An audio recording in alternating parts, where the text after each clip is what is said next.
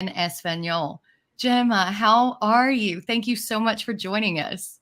Hola, Britt. I'm super happy and honored being here in Women of Fantasy Football. Thank you so much for the invitation. Hola a todos. I love that we have you here. I got the pleasure of meeting you the first time last year at the Fantasy Football Expo. You had such great insight on the panel. I'm very excited that we're going to not only have the panel again this year, but have the panel in the main room for an hour. So it's going to Yeah. be so much bigger, so much greater. And we're just proud to have you a part of it. We're going international. And speaking of going international, it really intrigued me to learn that you became a football fan in Mexico at such a young age. So tell us a little bit how you got into football in Mexico. Well, I love football since I was a little girl. I grew up watching the NFL with my dad, my uncles, and my cousins. I'm from Mexicali, which is on the border with the US. And the first NFL game that I went was at that time the Jack Murphy or the Qualcomm Stadium in San Diego because it's 2 hours driving from Mexico. Well, from Mexicali. And I remember always have great memories with my family watching the games, uh, making the carne asada and uh, taking some beers with my dad and my uncles. And actually, the Super Bowl was like Christmas in my grandma's house. The first Super Bowl that I remember and stuck in my head was the Super Bowl 23. I was I I was a little girl, but I remember that was 49ers vs Bengals, and I think that it was the 39th second. Joe Montana threw a pass to John Taylor, and the 49ers won, and all my family was so happy. I remember all jumping, hugging, celebrating. That's why for me, football is family. And sometimes when I talk with people outside Mexico, they get surprised when I say them that I like the NFL and fantasy football, because a lot of people think that in Mexico you hardly see the NFL, but the truth is uh, that that we have been following the sport for several decades. In fact, for this Super Bowl 57, the numbers of viewers in Mexico increased by 10% compared to the previous years, and it will be continue growing in the coming of the years. And I love NFL. I think that is the best sport in the world. But I love that that family aspect of the NFL has translated internationally because in the United States, a lot of us, football's family, that's what we do to get together. And yeah, it's so refreshing to say that that is your experience growing up as well, that football was family. That's where you have the most memories of football. Were the 49ers your favorite team growing up since you were so close to yeah. California? Well, I have like a crush. I love the 49ers because, oh, well, my family in that decades, in the 80s, 90s, I grew up with that. But then John Montana got to the Kansas City Chiefs, and I was like, oh my God, why? and then I start to see the Green Bay Packers, Brett Favre.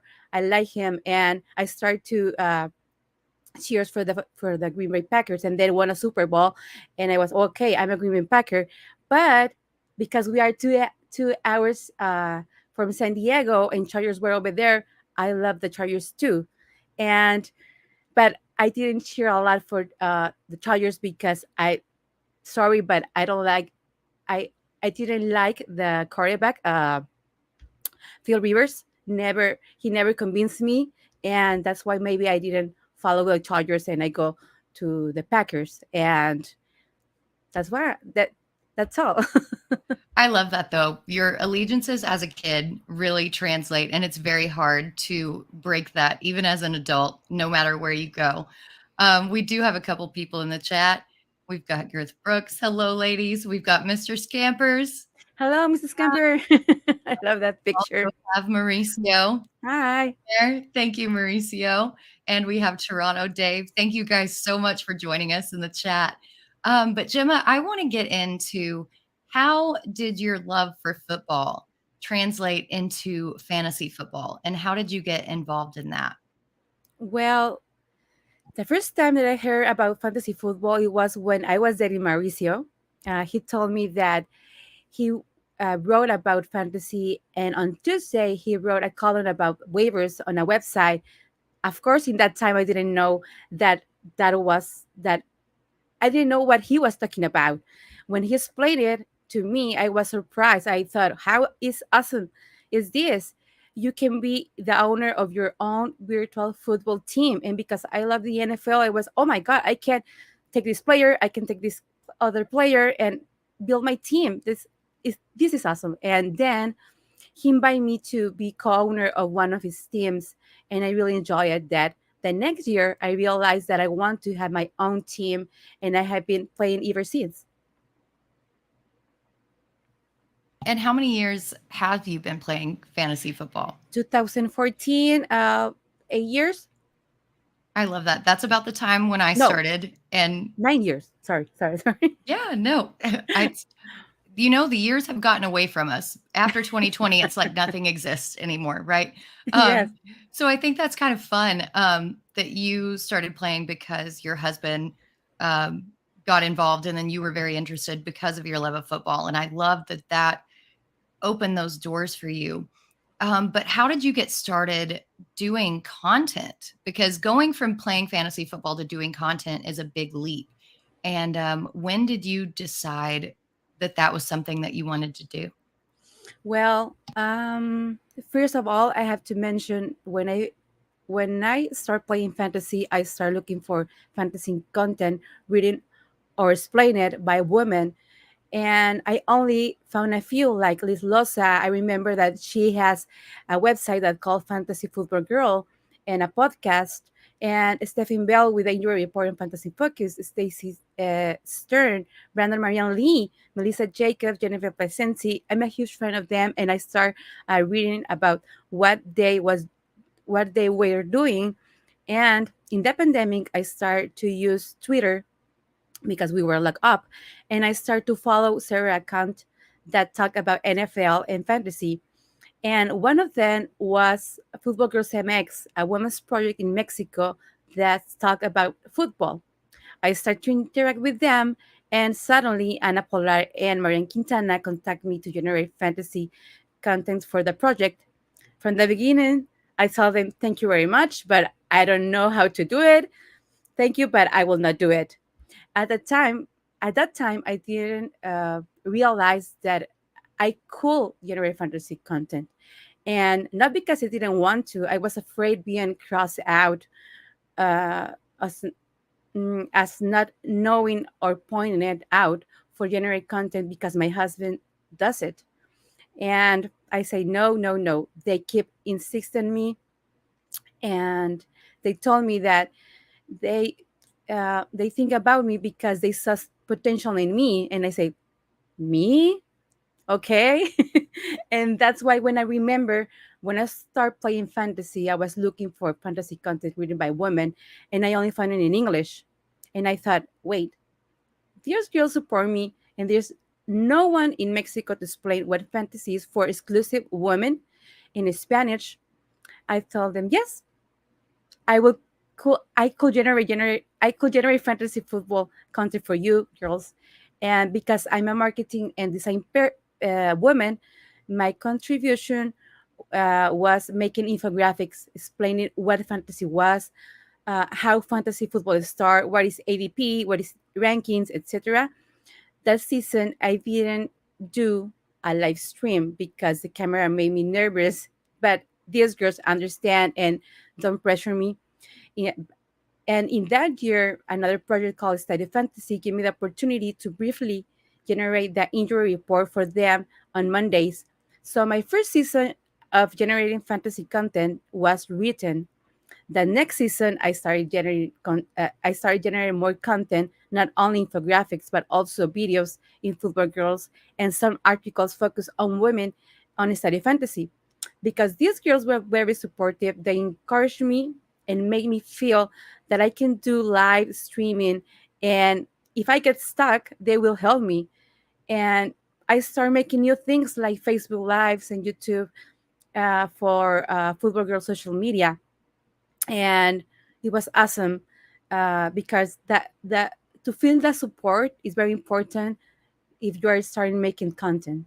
And also, I was just, in that year I started making rankings in Fantasy Pros, and the first time that I participate in a Scottish Ball representing football girls was very exciting, and at the same time, I was very nervous too because I have I was on the same division with Bunny the Fantasy Queen Bee, Jodie Smith, Scott Simpson, Ken Moody.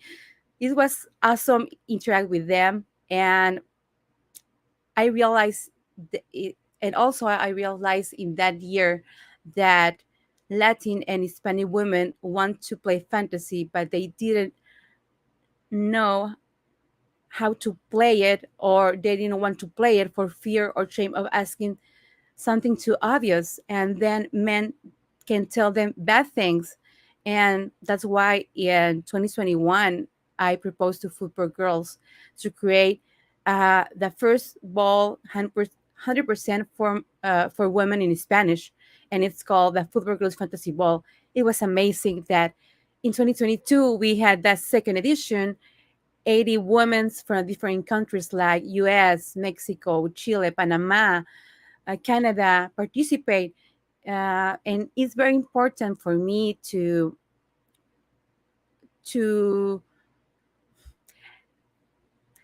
okay, it's very important to me that women over the world can play and have fun and be competitive in a safe environment for them to continue playing, and also share with them another Twitter's account, podcast articles in the industry because they want to play, they want to learn more.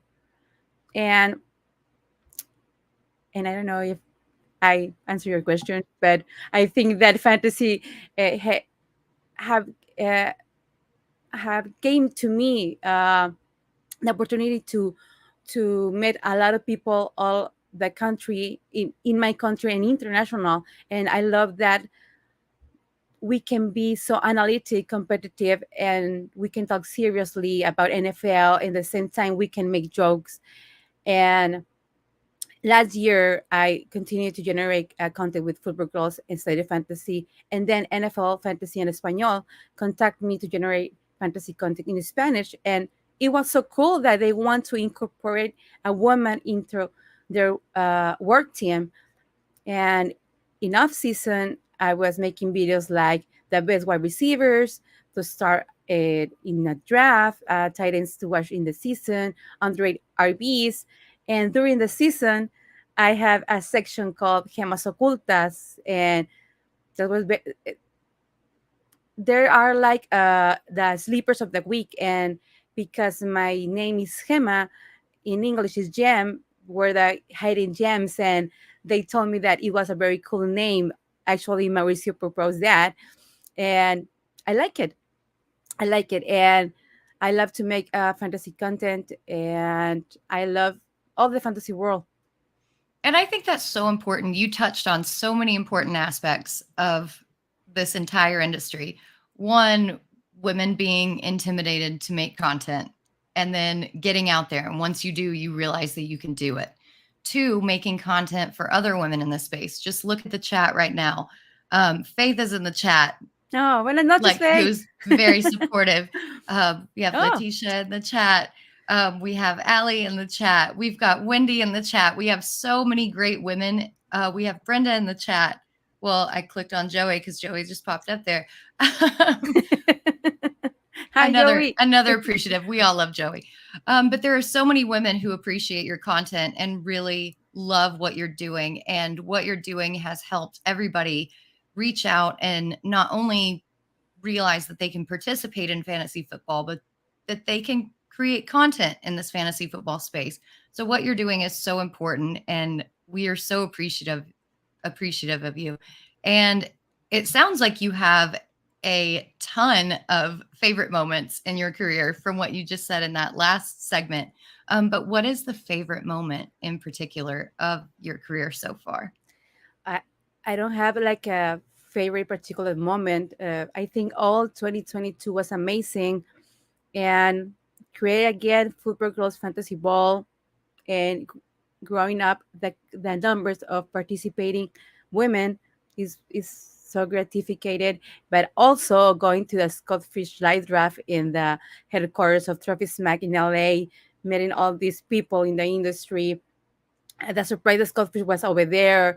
Met finally Kelly, Liz Loza, Lindsay Rose, Samantha, Kendra Valenzuela, Jorge Martin, uh, all this kind of person that I admire. It was awesome. And I didn't believe that I was drafting in the same table that Liz Loza and one of my high school crush, the actor Tom Everett Scott. I remember that I was like taking a picture and sending to my best friends, and they were like, "Oh my God, is Tom Everett Scott drafting with you? Oh my God, it's so cool!" And it was very like I love that moment too. But flying to the expo for the first time and meeting all these people that generate great content that I follow and I admire, it was incredible to hang out, share a beer, make a draft in the Hall of Fame. That I actually met Rachel over there. She was beside me, and going to karaoke night and listen all you people singing with you. And also I remember that you sing beautiful. I hope you sing again in this expo, because really, really, really you sing beautiful. And for me, the cherry on the cake, I believe that you make the same way that in Mexico say that in the expo, was meeting you girls. As a fan of you, women of fantasy football, was one of the panels that I want to hear. I remember being in front, seeing you all, and then Kelly was moderating the panel, and he asked me to start up. I was thinking, me when when she said my name, I got very nervous and even thought I wasn't part of the panel. She shared a little bit about what I was making in fantasy football, and she mentioned that I had suggested Bob Long to do the Queen's Classic. I was very flattered and honored when she brought it up. She made me feel very special. And in that panel, I realized that issue of gender equality is very important in not only my country, but worldwide. And that was the first time that I heard about the imposter syndrome. I didn't know it existed, and that several had passed through it, and so did I. And you made such an impact at the expo, and the place was very crowded. I remember. I hope this year, like you said, will be bigger, and I'll be there to support your girls, because I think that the one of the best things that happened to me is making a relationship with and knowing all you girls, because and other men too, right? But meeting you girls was like, oh my God, very important to me, because I generate content. And another thing that I was like, it was awesome, was a dream come true, was going to the Super Bowl. Was absolutely incredible experience. There are no words that can describe that type of feeling that I had.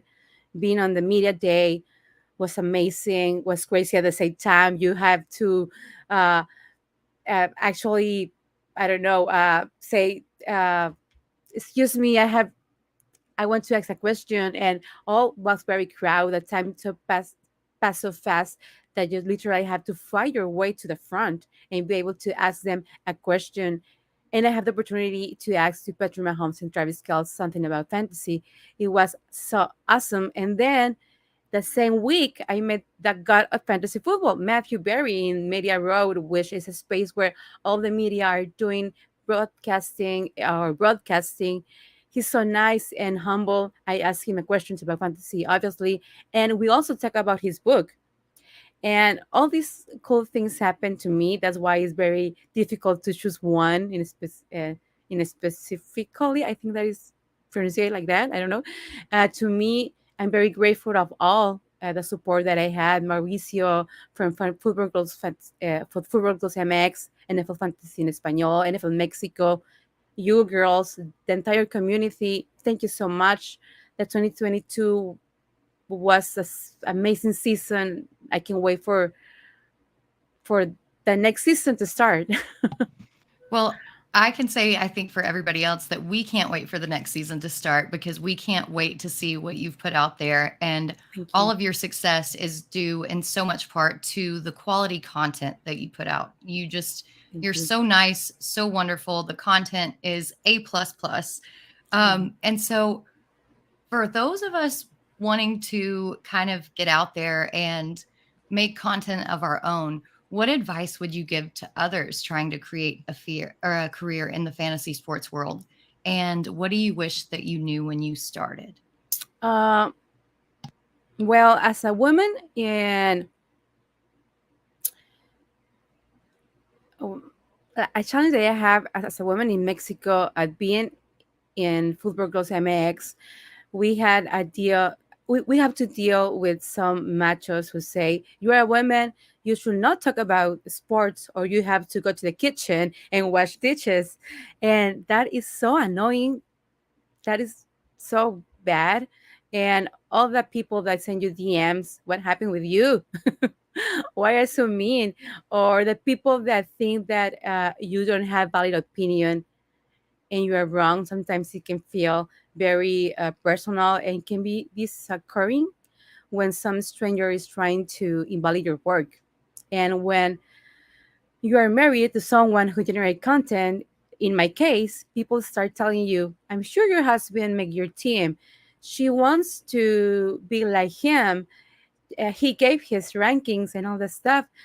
I realize that people can be very rude, and I don't know why.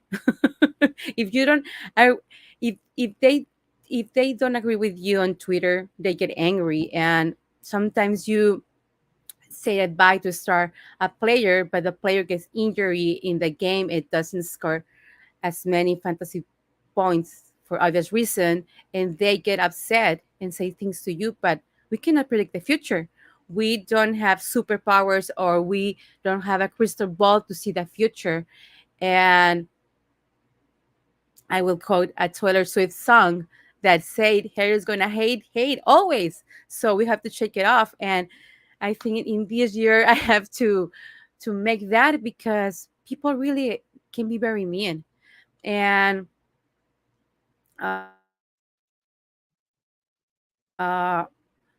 think about women in this industry more seriously. We shouldn't have to qualify ourselves and prove that we know what fantasy football is. I hope one day there should not be like polemic, and we can create content and play fantasy or do something else, and it not be that polemic thing, right? Uh, luckily, yeah, I think that is safe, correct.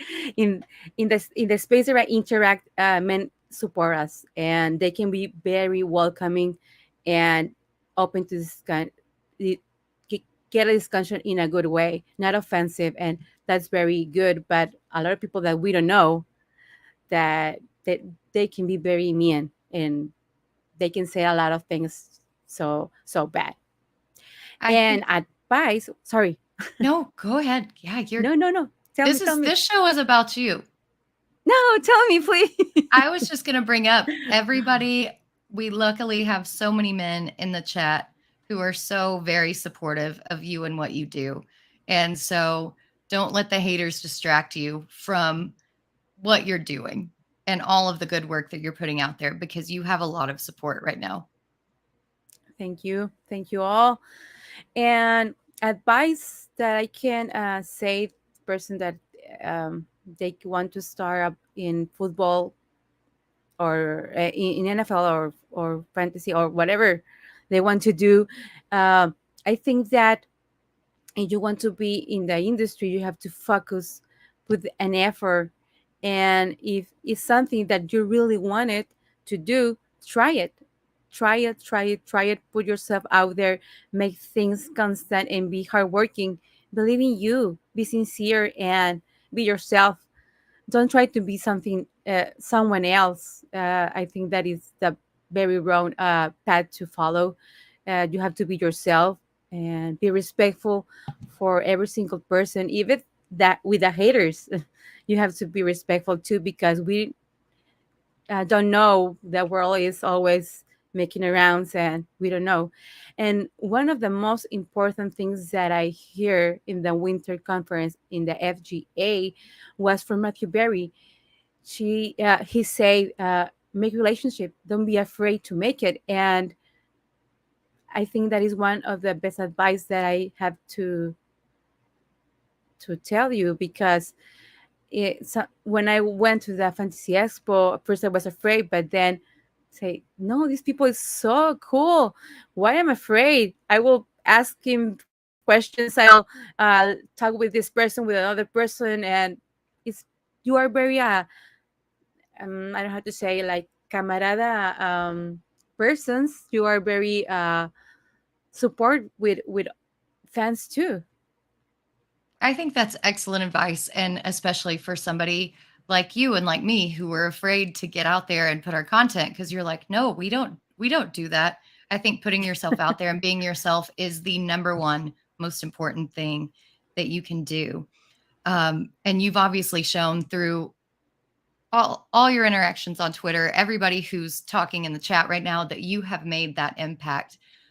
So how do you hope that your work will grow the popularity of football in Mexico? And what do you see for yourself going forward? Mm, I will like that the grow in popularity to be due to the passion that with the content is generated. I don't know if I explained well. Uh, with idea of sending a message that fantasy is for everyone, and that we can create a safe space for everyone too, and that people can realize that with our content, uh, no, that can realize with our content that the NFL is incredible and it's a sport and entertainment too, but fantasy football is very funny. It's very I don't know how to say it. They can enjoy more the NFL, and it's not only just entertainment. It's more. It's more. Fantasy is more. You can get more involved in the NFL because you have to choose players of another teams, and I think that uh, with our content we can approach more people in a positive way to play more fantasy football, and in a s- in a safe space. And I think the safe space is definitely a thing to hit on, because you've brought up so many times the people at Canton, the people at the FSGA, they're all so welcoming. They're all so open. They all have so much advice. And that goes back on building the relationships that you brought up. And that's just so important. And I love that you keep bringing that up, because I think that that is one of the most important things.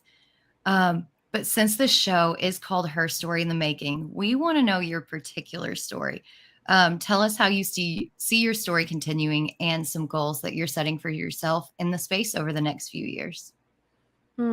As a woman, it fills me with pride to know that little by little we are being considered in the industry. Let's not take out the finger of the line. I hope that you know this like we know in Spanish, because the industry is growing fast. In 2021, Lil Loza uh, was making a show with a Eckler, and to give advice, fantasy advice. How cool is that? And an active NFL player and football a fantasy football analyst, what were making history. The, the, when I read that on Twitter, I was, oh my god, this is so amazing. That this woman is talking with a NFL player about fantasy advice. I didn't know that we can approach that, and it's very important for us that don't don't take the finger of the line because of that opportunities that we can have. And as part of the Latin and Hispanic community, it makes me happy to know that every day people of the industry are considering making more fantasy content in Spanish. And bravo por eso. Uh, I'm very proud of that. And having said that, every day it's changing, and I don't want to limit myself doing something. I'm open to the new opportunities and just want to keep learning and growing more. For a long time, I had the idea to make a blog and a podcast. I think I have to specify it and give myself the time to do it, but we'll see.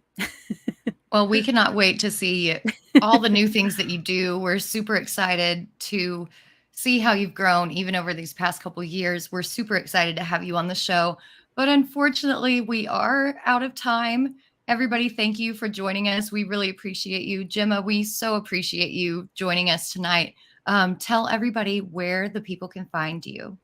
Well, you can find me on Twitter in underscore Gemma Martinez, Gemma with double M. And here, I think that it said over here. And you can read some articles that I written in Estadio Fantasy and estadiofantasy.com. You can see more fantasy videos on Football Girls MX YouTube channel and some content in Twitter in NFL Fantasy ESP.